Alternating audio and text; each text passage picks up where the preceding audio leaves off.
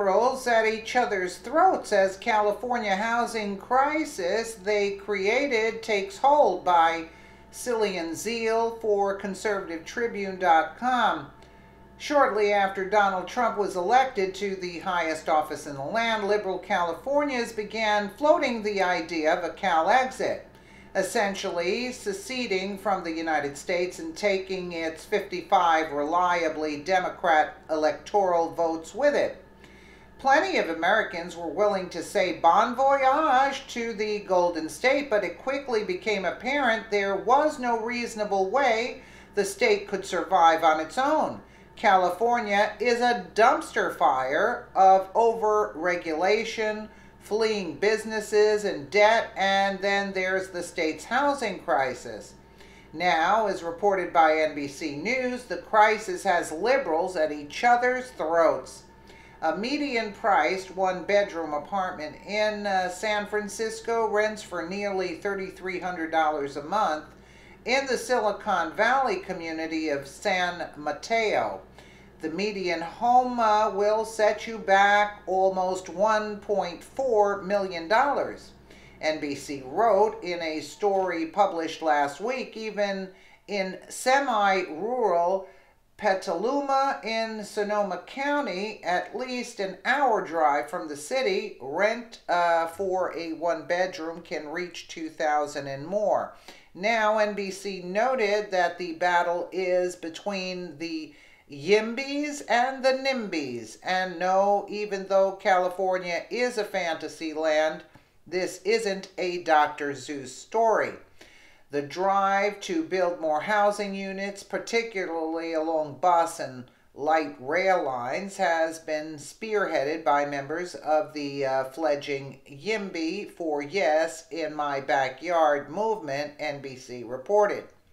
The YIMBYs have spread not only across California, but to cities around the country like Austin, Texas, Boston, New York, Portland, Oregon, and Seattle, where the amount of housing has not expanded to meet a surge of new jobs, the story added.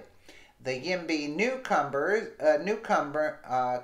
many of them millennials, have run smack into old guard liberals, often baby boomers or older, who cut their political teeth during an era when one could be staunchly progressive and adamantly slow growth. The collision has not been a happy one. And that's not just hype. Take two representatives of the NIMBY and YIMBY movement, and that they talked to 78-year-old Becky O'Malley and 35-year-old Brian Hanlon. I think they are a combination of dumb and venal and maybe equal parts of both, O'Malley and Berkeley lawyer and journalist said of the YIMBYs.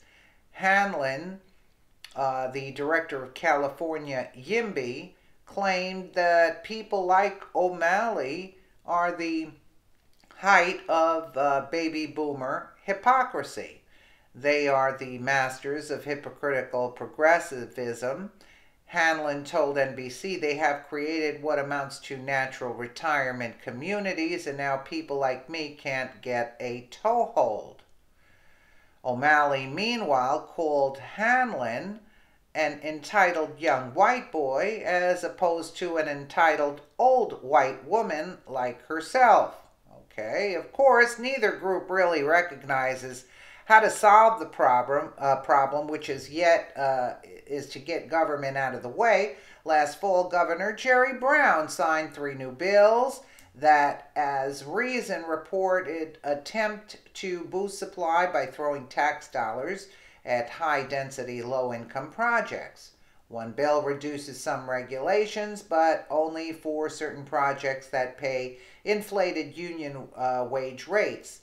Stephen Greenhut wrote in the Libertarian publication last October, it will help a little and then hurt a lot. As some who have long covered local government, it's clear the main problems are City Hall and your neighbors. Whether I write about housing, people send nasty notes. They are tired of congestion and don't mind squelching new development. So local governments are over-regulating, and state legislators in Sacramento think the answer is more regulation.